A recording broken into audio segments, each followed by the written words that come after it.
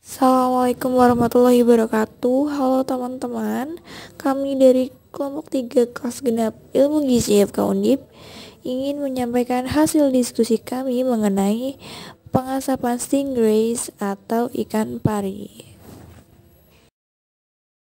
Beberapa pembahasan yang akan disampaikan diantaranya adalah jenis produk, teknik pengolahan, faktor yang mempengaruhi proses pengolahan, kemudian karakteristik, dan yang terakhir ada ringkasan atau kesimpulan.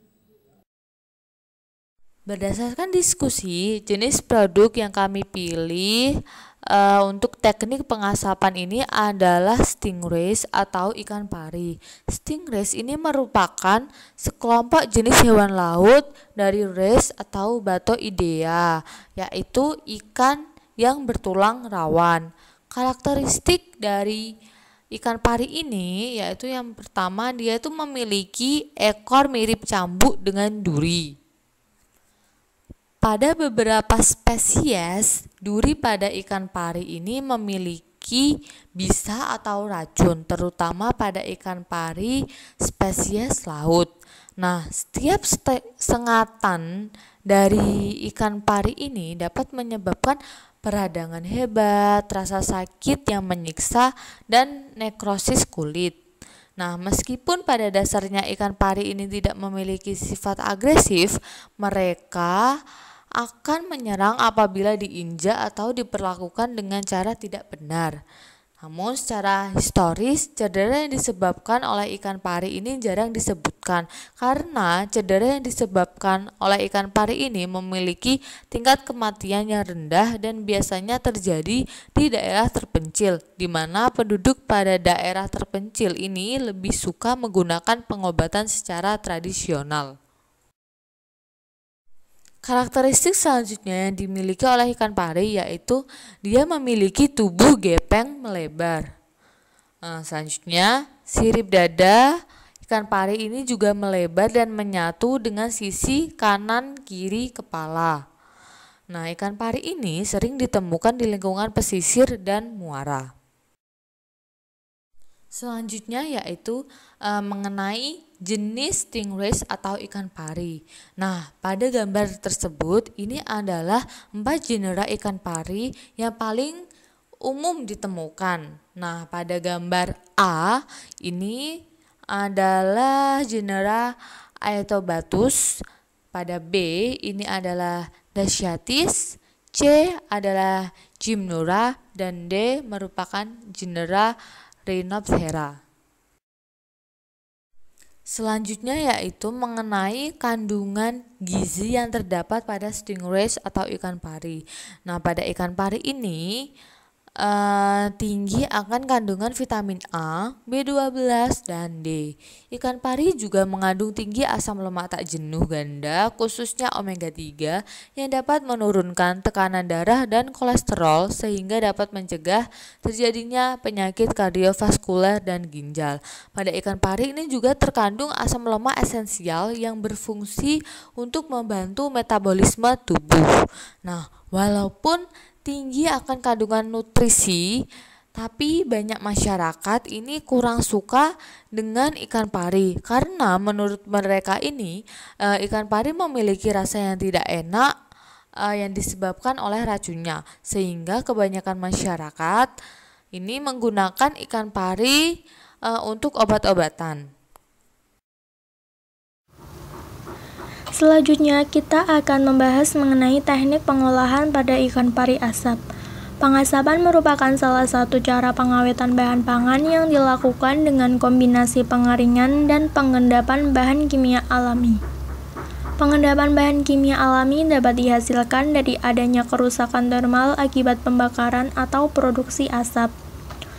Metode pengasapan dapat menghasilkan produk yang kering karena adanya penurunan aktivitas air pada bahan selama proses pengasapan berlangsung. Metode pengasapan sebagian besar juga dilakukan untuk memberikan rasa yang diinginkan dan aroma yang khas pada produk akhir. Pengasapan dilakukan sebagai cara untuk menghambat pertumbuhan mikroba. Namun, tidak menutup kemungkinan pengasapan malah menghasilkan produk yang terkontaminasi mikroba jika dalam penanganannya, pemasaran, dan penyimpanan produk tidak higienis. Pengolahan ikan pari menjadi produk asap dirasa sangatlah simpel. Yang pertama dapat dilakukan pembersihan ikan mulai dari bagian luar ikan dan juga bagian dalam seperti kotorannya, yang kemudian dilakukan pencucian. Kemudian pemotongan bagian ikan menjadi beberapa bagian yang diinginkan karena ikan pari memiliki tubuh yang lebar dan juga tebal. Dan barulah kemudian dilakukan proses pengasapan. Nah, proses pengasapan dapat dilakukan dengan 3 metode. Yang pertama dapat dilakukan dengan pengasapan dingin dengan suhu kurang lebih 30 derajat Celcius. Pengasapan dingin dilakukan dengan meletakkan ikan jauh dari sumber asap. Seperti pada contoh, meletakkan ikan yang akan diasapkan dengan digantung di atas sumber asap. Metode yang kedua, pengasapan panas dengan suhu kurang lebih 65-100 derajat Celcius. Pada pengasapan panas, ikan diletakkan agak dekat dengan sumber asap. Metode selanjutnya merupakan pengasapan kering dengan suhu 45 derajat Celcius sampai 85 derajat Celcius. Pengasapan kering merupakan metode pengasapan di mana hasil pengasapan diikuti dengan adanya pengeringan. Pengeringan tersebut bisa dari sinar matahari secara langsung atau dilakukan dengan menggunakan bantuan oven. Sumber asap yang digunakan dalam proses pengasapan berasal dari proses pembakaran suatu bahan. Bahan yang dibakar dapat berupa bonggol jagung, tempurung kelapa, kayu, dan juga serbuk kayu. Kayu menjadi bahan yang paling banyak digunakan dalam proses pengasapan, sedangkan serbuk kayu menjadi bahan yang paling banyak menghasilkan asap dan sebagai bahan yang tahan lama penghasil asap.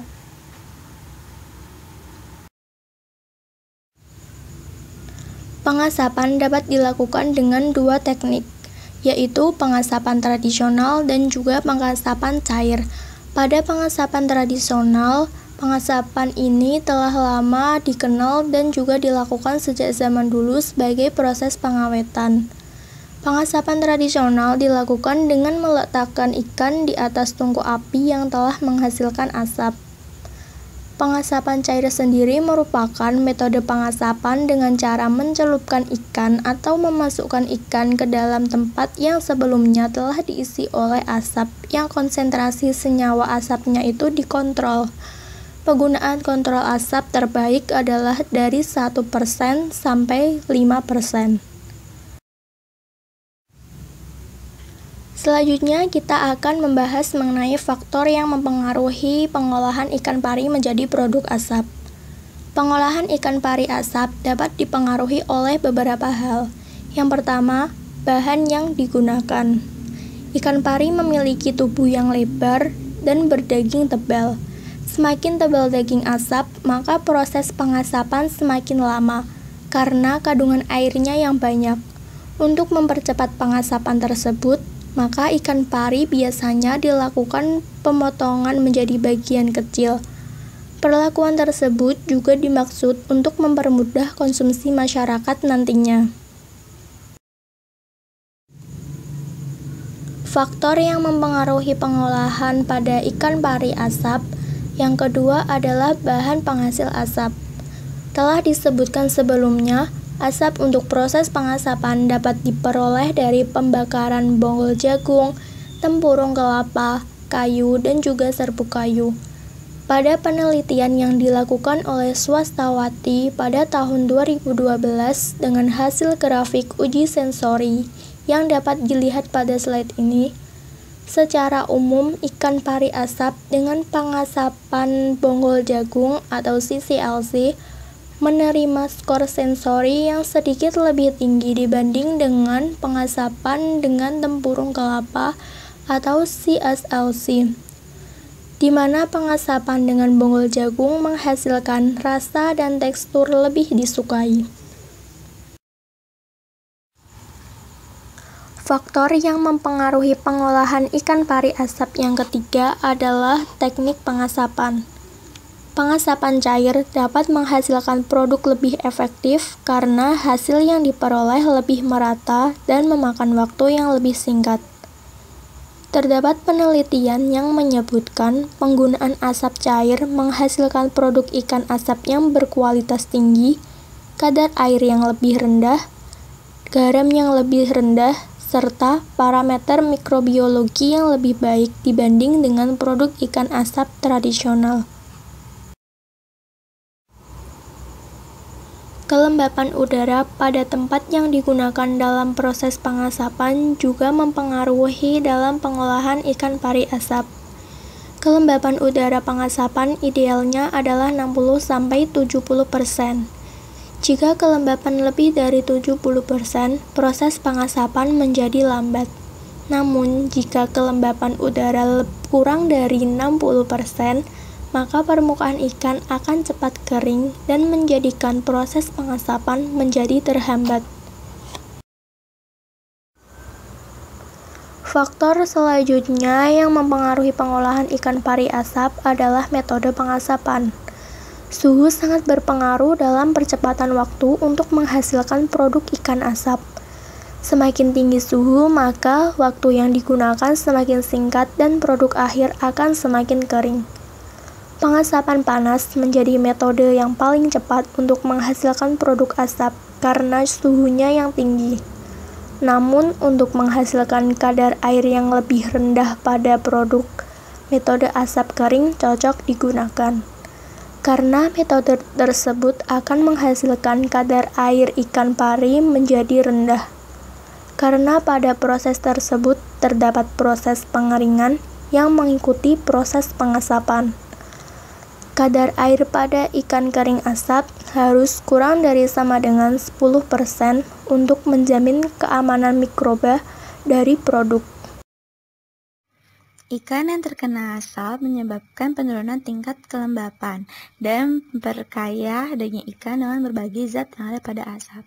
Dan asap yang dihasilkan dengan membakar kayu itu memberikan makanan beberapa zat antimikroba yang secara efektif dapat menghambat banyak bakteri dan membatasi reaksi enzimik yang berbahaya. Nah, proses pengasapan ini ditemukan dapat mempertahankan karakteristik awal produk secara efektif. Dan pengasapan menghasilkan produk yang mempertahankan karakteristik organoleptik yang lebih tinggi dan meningkatkan masa simpan dari produk. Nah, proses dari pengasapan memiliki keuntungan untuk memperkaya daging ikan dengan berbagai antimikroba dan antioksidan, sehingga memberikan rasa dan aroma yang khusus untuk produksi. Nah, hasil dari pengasapan ikan pari ini kemudian nanti dianalisis untuk mengetahui mutu dan kualitas dari ikan pari asap yang dihasilkan. Dan karakteristik yang dianalisis yaitu meliputi warna, rasa, aroma, dan tekstur dari ikan pari asap yang dihasilkan. Baik, yang pertama akan dibahas adalah warna. Nah, suatu penelitian itu menunjukkan bahwa warna ikan pari asap pada penyimpanan 4 hari dalam suhu kamar mengalami perubahan warna dan kecerahannya yang rendah. Dan warna ikan asap ini disebabkan oleh dekomposisi karbonil amino dan berkorelasi dengan penurunan gugus karbonil selama penyimpanan. Tingkat warna atau kecerahan dari ikan yang melalui proses pengasapan ini berhubungan antara komposisi asap cair dengan jenis sumber asap yang digunakan untuk memproduksinya. Dan perkembangan warna pada ikan asap bergantung pada pembentukan antara karbonil, protein, dan lipid. Kemudian rasa. Rasa ikan pari asap yang dihasilkan sebagian besar itu disebabkan oleh jenis dan jumlah senyawa fenolik. Nah, senyawa ini itu mempengaruhi efek antioksidan dari pengasapan cair. Suatu penelitian juga menyebutkan bahwa fenol merupakan zat yang berperan penting dalam karakteristik rasa dan bau yang diinginkan pada ikan pari asap. Nah, kadar fenol meningkat karena suhu dan waktu pengasapan. Suhu yang lebih tinggi dan waktu pengasapan yang lebih lama meningkatkan jumlah fenol yang terserap ke dalam ikan. Lalu efek gabungan beberapa komponen kimiawi asap lainnya seperti formaldehid, asam organik, atau asam karboksilat, fenol memberikan ciri khas rasa pada ikan pari asap, serta meningkatkan daya simpan produk ikan asap. Semakin tinggi kadar fenol pada ikan asap, maka semakin kuat rasa asapnya. Selanjutnya adalah aroma. Aroma asap yang khas akan semakin kuat dengan bertambahnya jumlah asap cair di dalam produk pangan. Asap cair juga mengurangi bau amis dari ikan pari, dan senyawa fenol yang terkandung dalam asap cair ini terdiri dari berbagai komponen yang memiliki sifat untuk memberikan aroma khas untuk produk ikan pari asap. Lalu selanjutnya adalah tekstur. Nah, suatu penelitian menunjukkan bahwa ikan pari asap yang disimpan 4 hari dalam suhu kamar mengalami perubahan kualitas sensorik, yaitu karakteristik tekstur lunak dan elastisitas yang rendah. Dan tekstur yang khas ini akibat dari beberapa zat karbonil. Karakteristik tekstur ikan pari asap dipengaruhi oleh kandungan fenol dalam filtrasi dan distilasi ulang asap cair. Fenol dalam asap cair ini dapat berinteraksi dengan protein pada ikan, membentuk ikatan kompleks dan ikatan silang yang pada akhirnya itu mempengaruhi tekstur dari ikan pari asap. Selain itu, konsentrasi asap cair juga berpengaruh pada tekstur ikan asap. Jika konsentrasi asap cair rendah, maka kadar air pada ikan asap tinggi, sehingga nilai teksturnya akan rendah. Selanjutnya ada nilai pH. Dan pada umumnya nilai pH yang ada pada ikan pari asap meningkat selama waktu penyimpanan. pH lebih atau kurang konstan atau sedikit meningkat itu karena ada pembentukan senyawa basah. Dan suatu penelitian menyebutkan bahwa semakin tinggi kadar amoniak yang terbentuk, maka akan meningkatkan pH. Lalu denaturasi protein juga menyebabkan peningkatan nilai pH dengan cara memecah interaksi hidrofobik dan meningkatkan kelarutan gugus hidrofobik dalam air. Nah, asap cair ini mengandung senyawa alkohol dan senyawa fenol yang dapat mendenaturasi protein. Selanjutnya adalah berat. Nah, perubahan berat yang dialami selama proses pengolahan ikan asap dikaitkan dengan menurunnya kadar air di dalam bahan, di mana kadar air ini berkaitan dengan komposisi senyawa kimia yang digunakan. Nah, semakin banyak komposisi senyawa kimia yang digunakan, maka kadar air dalam bahan juga akan turun. Nah, turunnya kadar air dalam sampel pada proses pengasapan akan menyebabkan penurunan berat pada ikan pari asap. Lalu semakin tinggi kadar air yang hilang, maka akan menyebabkan berat dari ikan pari asap juga akan semakin menyusut. Baik, selanjutnya saya akan menyimpulkan hasil diskusi yang telah kelompok kami lakukan.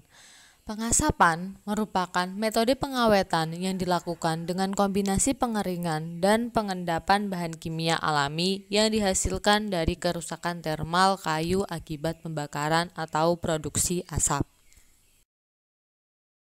Dalam pengasapan terdapat 3 metode. Yang pertama yaitu pengasapan dingin, yaitu dengan suhu 30 derajat Celcius, pengasapan panas dengan suhu antara 65 sampai 100 derajat Celcius, pengasapan kering dengan suhu antara 45 sampai 85 derajat Celcius. Dalam pengasapan juga terdapat 2 teknik. Yang pertama yaitu pengasapan tradisional, yang kedua yaitu pengasapan cair. Pengasapan tradisional ini dilakukan dengan meletakkan ikan di atas tungku api yang telah menghasilkan asap. Sedangkan pengasapan cair ini merupakan metode pengasapan dengan cara memasukkan ikan ke dalam tempat yang telah diisi asap dengan konsentrasi senyawa yang telah dikontrol. Proses dari pengasapan ikan pari ini sendiri, yang pertama yaitu dilakukan pembersihan ikan itu, dilanjutkan dengan pemotongan, dan kemudian dilakukan pengasapan. Ada pula faktor yang mempengaruhi teknik pengasapan. Yang pertama yaitu bahan yang digunakan, 2. Bahan bakar, yang ketiga teknik pengasapan, yang keempat kelembapan udara lingkungan, yang kelima yaitu suhu yang digunakan, yang keenam yaitu lamanya waktu pengasapan. Karakteristik stingray setelah pengasapan. Nah, ini terjadi perubahan beberapa karakteristik pada stingray. Yang pertama ini warnanya ini menjadi lebih rendah. Ini terjadi selama proses penyimpanan. Penyimpanan lama, maka kecerahan juga akan menurun. Lalu rasa ini dipengaruhi oleh kadar fenol. Nah, apabila kadar fenol ini tinggi, maka rasa asap pada hasil olahan ini juga akan tinggi. Selanjutnya aroma. Nah, aroma ini dipengaruhi oleh jumlah asap cair. Apabila jumlah asap cairnya ini tinggi, maka aromanya itu juga akan tinggi atau menyengat. Nah, selanjutnya tekstur. Tekstur ini dipengaruhi oleh konsentrasi asap cair. Nah, apabila konsentrasi asap cair ini rendah, maka kadar air pada ikan ini juga tinggi. Nah, selanjutnya kadar air yang tinggi ini akan membuat tekstur menjadi lebih lembek atau rendah. Nah, selanjutnya pH. pH dipengaruhi oleh kadar amonia. Apabila kadar amonia ini tinggi, maka pH-nya juga tinggi. Nah, untuk bobot ini pengaruhnya ada pada kadar air. Apabila kadar air pada ikan ini rendah, maka bobotnya juga akan rendah.